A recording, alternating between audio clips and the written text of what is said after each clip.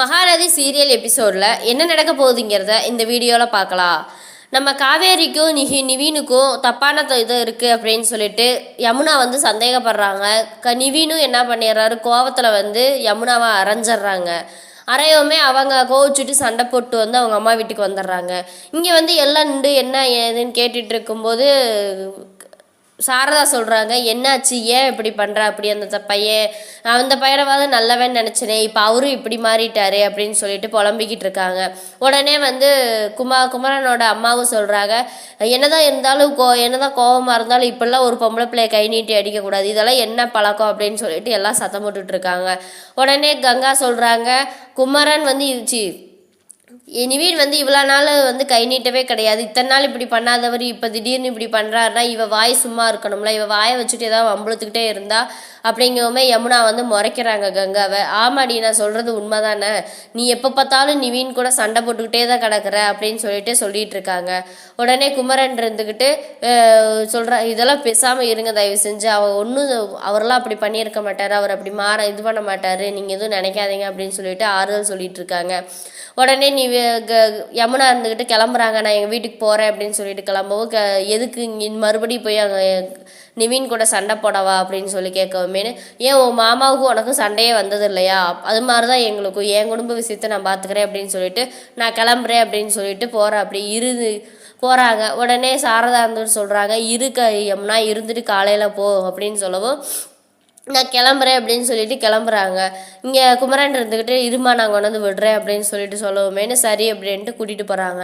கூட்டிகிட்டு போகவுமேனு கொண்டு போய் இறக்கி விட்டு யமுனாட்ட சொல்கிறாங்க, குமரன் வந்து சொல்கிறாங்க, யமுனா நிவீன்கிட்ட கொஞ்சம் சண்டை போடாமல் இரு யமுனா அப்படிங்கவும், என்னம்மா நீங்களும் அவங்கள மாதிரியே பேசுகிறீங்க, நானாக சண்டை போட்டேன், என் வாழ்க்கை என் கண்ணு முன்னாடியே பறி போகிறது பார்த்துட்டு நான் எப்படி சும்மா இருக்க முடியும் அப்படின்னு என்னம்மா சொல்கிறேன் அப்படிங்கவும், ஆமாம் காவேரி விஷயத்தில் வந்து நிவீன் வந்து ரொம்ப தலையிடுறாரு, அடிக்கடி ஃபோனில் பேசுகிறாங்க, நேரில் பார்த்து பேசிகிட்டு இருக்காங்க, எனக்கு இது சுத்தமாக பிடிக்கல அப்படின்னு சொல்லவுமேனு உடனே குமரன் சொல்கிறாரு, அப்படியெல்லாம் எதுவும் இல்லைம்மா, அவங்கெல்லாம் பழைய மாதிரி இல்லை மாறிட்டாங்க அப்படின்னு சொல்லி சரி உள்ளே வாங்க அப்படின்னு சொல்லவும் குமரன் உள்ளே போகிறாங்க. நிவீன் இருந்துக்கிட்டு போனோன்னே யமுனா நிவீன் கூட அங்கே அடிச்சுட்டு வந்து இங்கே நல்லா தூக்கமா அப்படின்னு சொல்லிட்டு கோவத்தில் போயிடுறாங்க. நிவீன் வந்து நான் அடித்தது தப்பு தான், என்னை மன்னிச்சிருங்க, ஆனால் இவன் இப்படி பேசியிருக்கக்கூடாதுல்ல, எப்படி பேசுகிறா பாருங்க அப்படின்னு சொல்லிட்டு சொல்கிறாங்க. உடனே குமரன் இருந்துட்டு நீங்கள் கொஞ்சம் நிதானமாக இருங்க, யமுனா வந்து ரொம்ப குழப்பத்தில் இருக்கா, அதனால நீங்களும் கொஞ்சம் பொறுமையாக இருங்க, இந்த மாதிரி கை வைக்காதீங்க அப்படின்னு சொல்லுவோம். நிவீன் இருந்துட்டு நான் பண்ணது தப்பு தான், அதனால சாரி அப்படின்னு அத்தைகிட்டே சாரி கேட்டேன்னு சொல்லிடுங்க அப்படின்னு சொல்கிறாங்க. சரி நான் கிளம்புறேன் அப்படின்னு சொல்லிட்டு கிளம்பிடுறாங்க. இங்கே போய் எக்ஸிபிஷனில் பார்த்தா காவேரி அங்கே இல்லை, ஃபோன் பண்ணி கேட்குறாங்க. இங்கே வந்து காவேரியும் விஜயும் வெளியே போகிறாங்க. வெளியே போயிட்டு பேசிகிட்டு இருக்காங்க.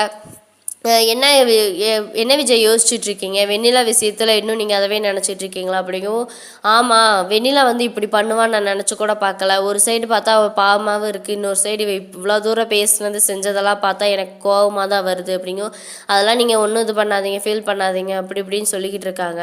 ஆனால் இருந்தாலும் எவ்வளோ கஷ்டம், என்னால் தானே உனக்கு இவ்வளோ கஷ்டம், பாப்பா பாவம் நைட்டெல்லாம் ரொம்ப தூங்காமல் பாப்பா பாவம்ல, பாப்பா வச்சுட்டு ரொம்ப கஷ்டப்படுத்திட்டோம்ல அப்படின்னு சொல்லவுமேனு, அதெல்லாம் ஒன்றும் இல்லை விஜய், நம்ம பாப்பா நல்லா திறமையாக தான் வருவா, இப்போ இருந்தே எல்லாத்தையுமே வந்து பார்க்குறாள்ல அப்படியும், ஆமாம் அப்படின்னு சொல்லிட்டு பேசிக்கிட்டு வர்றாங்க. பேசிட்டு வரும்போது குமரன் வந்து ஃபோன் பண்ணுறாரு. குமரன் ஃபோன் பண்ணவுமேனு, ஐயோம்மா குமரன் மாமா தான் ஃபோன் பண்ணுறாரு அப்படின்ட்டு அட்டன் பண்ணி பேசுகிறாங்க.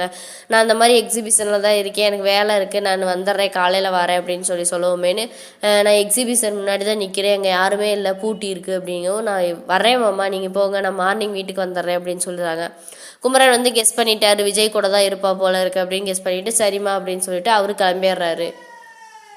இங்கே வந்து விஜயும் காவேரியும் ஜாலியாக 2 பேரும் வர்றாங்க. வந்துட்டு இருக்கும்போது விஜய் சொல்கிறாரு, இந்த மாதிரி வந்து அம்மா வந்து எவ்வளவு கஷ்டம்னாலும் தனியாலாம் நின்று அப்பா வெளியே கொண்டு வந்துட்டாங்க அப்படின்னு சொல்லி பேசிகிட்டு இருக்கும்போதே, ஆமாம் அந்த மாதிரி நல்ல அப்பாவை அம்மா எப்படி மிஸ் பண்ணுவா, அதனால தான் அம்மா வந்து அப்பாவை காப்பாற்றி கூட்டிகிட்டு வந்துட்டா அப்படின்னு சொல்லிட்டு பேசிக்கிட்டே வர்றாங்க. பேசிக்கிட்டே வரவும் இங்கே வந்து வெண்ணிலாவும் அவங்க மாமாவும் ராகினி கூட பசுபதி கூட பயங்கர சண்டை போடுறாங்க. உங்கள் பேச்சை கேட்டு நான் வந்து விஜய் இப்படி பண்ணனால தான் விஜய்க்கும் எனக்கும் இருந்த லவ் இதாயிருச்சு.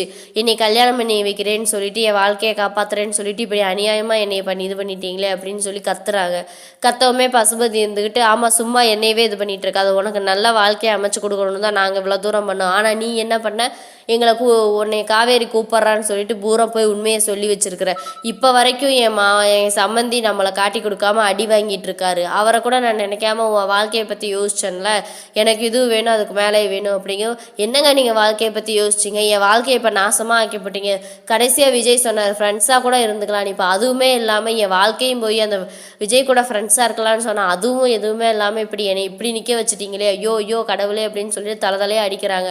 இப்படி என்னை ஏமாற்றிட்டீங்களே, இப்படி உங்களை நம்பினதுக்கு இது வேணும் இதுக்கு மேலே வேணும் அப்படின்னு சொல்லிட்டு ரொம்ப இது பண்ணுறாங்க.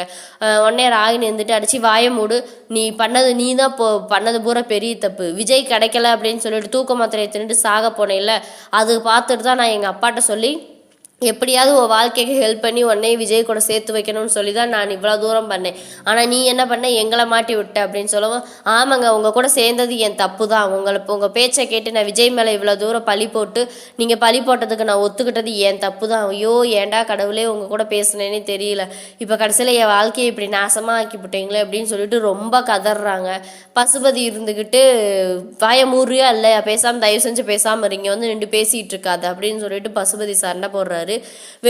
வெண்ணிலாவுக்கும் பசுபதிக்கு சண்டை வந்து வெண்ணிலாவை வந்து மாடியிலேருந்து கீழே தள்ளி விட்டுறாரு.